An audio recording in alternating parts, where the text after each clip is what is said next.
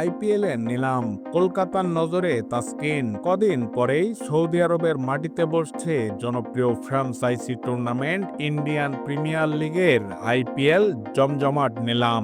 আগামী 24-25 নভেম্বর 2 দিন ব্যাপী দ্বিতীয় বৃহত্তম শহর জেদ্দায় চলবে ক্রিকেটার কেনার এই মহাযজ্ঞ।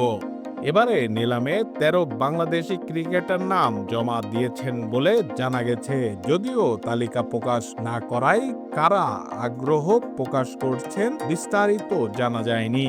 সম্ভাব্য নাম দেওয়া তালিকায় মোস্তাফিজুর রহমান, সাকিব আল হাসানদের সঙ্গে থাকতে পারেন তাসকিন আহমেদরা।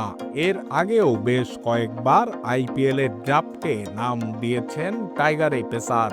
বেশ কয়েকটি ফ্র্যাঞ্চাইজি তাকে নিয়ে আগ্রহ দেখিয়েছিলেন, কিন্তু শেষ পর্যন্ত বিসিবি থেকে সবুজ সংকেত না পাওয়ায় জমজমাট এই ক্রিকেট লিগে খেলার স্বপ্ন পূরণ হয়নি।